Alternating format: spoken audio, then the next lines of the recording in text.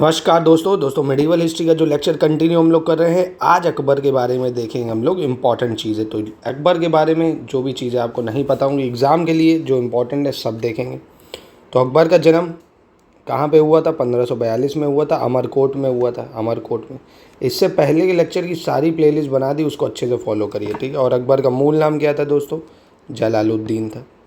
इसने उपाधि और उपनाम बहुत सारे ले रखे थे, बहुत सारी उपाधि। एक तो दक्षिण का बादशाह, अर्श आशियानी भी इसको जहांगीर ने कहा था। क्या कहा था? अर्श आशियानी। जगदीश्वर, ये उपाधि प्रजा ने दी थी उसको, जगदीश्वर। इमाम, आदिल, अमीरुल मोमिन, क्या? अमीरुल मोमिनीन। प्रबुद्ध निरंकुश शासक, अपने युग की संतान एवं पिता दोनों ही था। ये अपने युग की संतान और पिता, ये किसने कहा है? Doctor RP. त्रिपाठी ने। मध्यकालीन भारत का प्रथम राष्ट्रीय शासक, मध्यकालीन भारत का प्रथम राष्ट्रीय शासक, ये इसको एलिफिंस्टन ने कहा था। अकबर भारत के शासकों में सर्वोत्तम था। वह साम्राज्य का वास्तविक संस्थापक और व्यवस्थापक था। उसका साम्राज्य मुगल काल का स्वर्ण युग था, ये लेनपुल ने कहा है। किसने? लेनपुल ने, इनके अकॉर्डिंग। और वहीं 1556 की बात करें तो अकबर जो है 14 वर्ष की आयु में पंजाब में गुरदासपुर जिले के निकट कालानौ नामक स्थान पर बादशाह घोषित होता है, मात्र 14 वर्ष की उम्र में, ठीक है। अब जो बैराम खां होता है वो अकबर का संरक्षक होता है, क्योंकि अकबर तो उस टाइम बहुत छोटा होता है, वही उसकी मदद करता है हर चीज़ में। अकबर ने उसे अपना वकील या वजीर नियुक्त किया और उसे खाने खाना की उपाधि दी थी। याद रखना, बैराम खां को उपाधि दी थी अकबर ने खाने खाना की, ठीक है। और शमशुद्दीन अतका खां, ये अकबर का प्रतिपोषक या धाय, जिसको पिता कहते हैं, ठीक है, प्रतिपोषक या पिता था। कौन? शमशुद्दीन अतका खां। महाम अनगा, कौन? महाम अनबा, ये अकबर की धाय माँ जो थी, अकबर की धाय माँ थी, जो एक दमदार वकील एवं प्रथम महिला प्रधानमंत्री थी, ठीक है। प्रथम महिला प्रधानमंत्री कौन? महाम अनगा। अकबर के समकालीन शासक कौन थी? इंग्लैंड की रानी एलिजाबेथ, फ्रांस का हेनरी चतुर्थ और फारस का महान अब्बास। ये जरूर याद रखना, इंग्लैंड की रानी एलिजाबेथ, फ्रांस का हेनरी चतुर्थ और महान शासक अब्बास। क्योंकि जब देखो ब्रिटिश ईस्ट इंडिया कंपनी बनी थी 1600 में, तब तो ये शासन था ही। 1556 से 1605 तक अकबर रहता है, ठीक है। और बायजीत बयात जो था अकबर का पहला जीवनकार था। कौन? बायजीत बयात, ठीक है। तो आइए कुछ नेक्स्ट इंपॉर्टेंट चीज़ जानते हैं। और दोस्तों अगर आप इसके नोट्स चाहते हैं तो हमारे नंबरों पे, इन नंबरों पे कांटेक्ट करके आप ये नोट्स ले सकते हैं, ताकि आपकी तैयारी और अच्छे से हो जाए। और स्टडी फॉर सिविल सर्विसेज का ऐप डाउनलोड कर लीजिए, उसमें काफ़ी इंपॉर्टेंट चीज़ें फ्री में भी आपको मिल जाएंगी, जो कि आपकी तैयारी के लिए काफ़ी महत्वपूर्ण हो सकती हैं। और अगर आप हमारा कोई कोर्स खरीदते हैं तो उसमें 50% का आपको डिस्काउंट मिलेगा, अगर ज्ञान सर का कोड लगाएंगे आप। और साथ ही में एक क्विज़ हम चलाने जा रहे हैं SCS स्कॉलरशिप प्रोग्राम की, 25 क्वेश्चन की। आपको 1000 रुपये का प्राइज़ मिलेगा अगर आप एकदम सही उत्तर उसके बताते हैं, मतलब टॉप करते हैं जितने भी लोगों में। अगर आप सबसे अच्छी रैंक लाते हैं तो आपको डेली 1000 रुपये जीतने का मौका SCS देगा दोस्तों, ठीक है। चलिए अब कुछ महत्वपूर्ण तथ्य देख लेते हैं। झोरखा दर्शन, सिजदा एवं जमी बोझ, कौन कौन सी? झोरखा दर्शन मतलब झरोखा दर्शन जिसको बोलते हैं, सिजदा और जमी बोझ की शुरुआत जो है ये अकबर ने करी थी सबसे पहले। किसने? अकबर ने।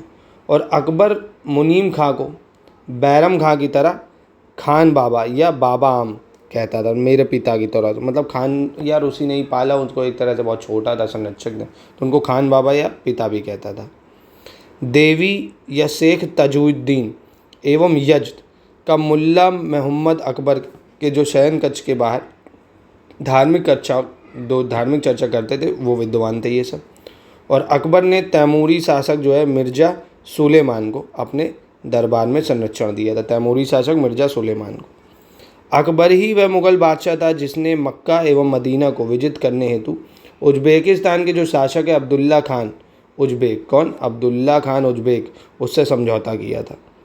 अकबर ने बेगमों के नामों को सार्वजनिक करने की प्रथा को समाप्त कर दिया था, कि भैया कौन कौन सी बेगम के नाम, उनका नाम सार्वजनिक करो, ये प्रथा खत्म कर दी थी। अकबर एवं औरंगजेब ही वह दो मुग़ल बादशाह थे जिनके खिलाफ फतवा जारी हुआ था, ठीक है। ये चीज़ याद रखना, अकबर और औरंगजेब, इन्हीं के खिलाफ फतवा जारी हुआ था। अकबर ही वह मुग़ल शासक है जो कि भेष बदल कर प्रजा के बीच जाता था।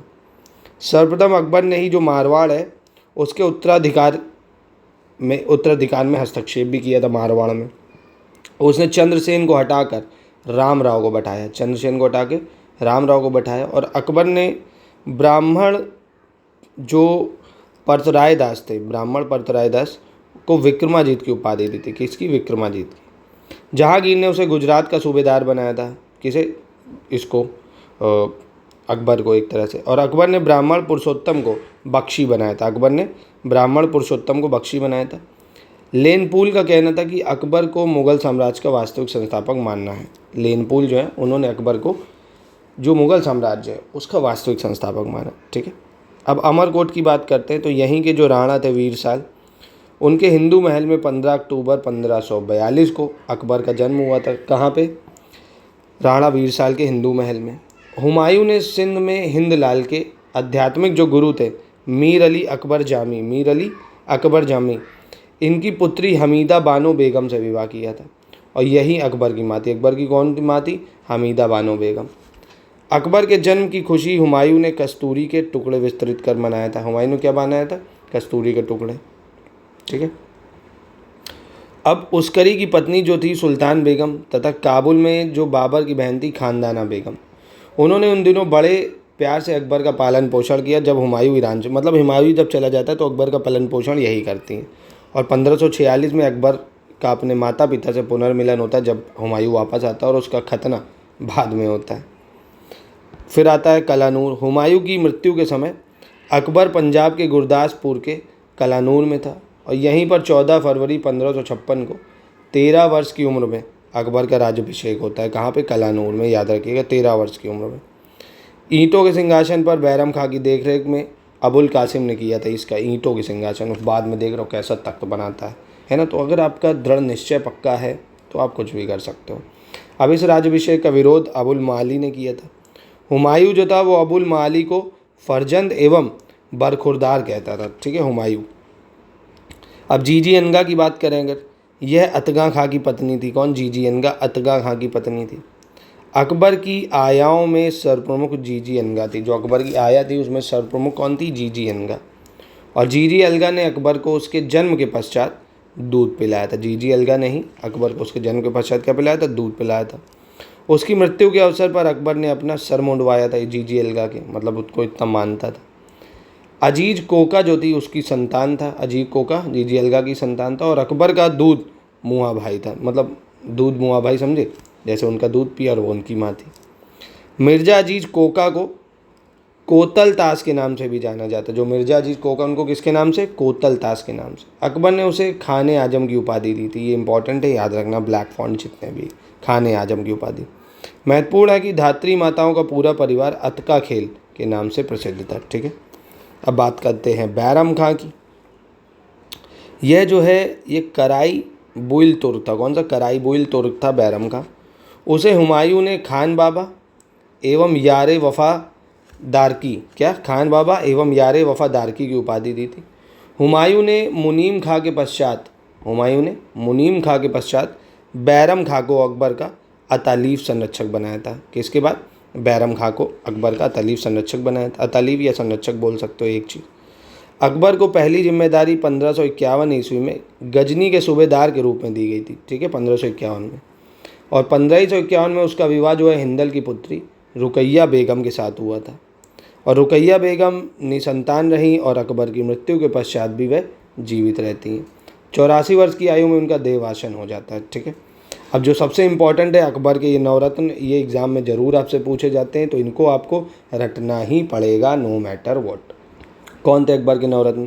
तो अकबर के नवरत्नों में सबसे पहले आते हैं आपके अबुल फजल, राजा टोडारमल। ठीक है, नंबर 2 अब्दुल रहीम खाना, राजा बीरबल। ठीक है, फौजी फ़कीर अजुद्दीन, तानसेन, राजा मानसिंह प्रथम और मुल्ला दो प्याजा। पनीर दो प्याजा नहीं होता जैसे, ऐसे मुल्ला दो प्याजा। नाम याद रखना भैया, अबुल फजल है, राजा टोडारमाल है, अब्दुल रहीम खाना है, राजा बीरबल है, फैजी है, फ़कीर अजुद्दीन है, तानसेन है, राजा मानसिंह प्रथम है और मुल्ला दो प्याजा।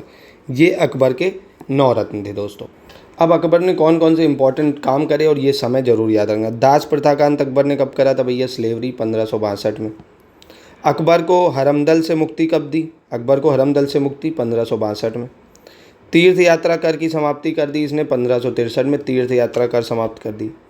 जजिया कर की समाप्ति करी इसने 1564 में, जजिया कर की समाप्ति। फतेहपुर सिकरी की स्थापना एवं राजधानी का आगरा से फतेहपुर सिकरी में स्थानांतरण 1571 में करा जब गुजरात विजय करता है। इंपॉर्टेंट है बहुत ज़्यादा। इबादत खाने की स्थापना कब करता है? 1575 में। इबादत खाने में सभी धर्मों के लोगों को प्रवेश की अनुमति 1578 में मिलती है। कब? 1578 में। मजहर की घोषणा 1589 में होती है। दीन इलाही की जो स्थापना है ये होती 1582 में। कब होती? 1582 में। इलाही संवत की शुरुआत 1583 में होती है। और राजधानी का लाहौर स्थानांतरण जो है ये 1585 में होता है। राजधानी का लाहौर स्थानांतरण पहले कहाँ होता? 1571 में आगरा से फतेहपुर सिकरी, फिर लाहौर 1585। सिजदा और पैबोस की शुरुआत 1577-78 में होती है। गजे इलाही या बीघा इलाही की शुरुआत जो है 1588 में होता है। ठीक है।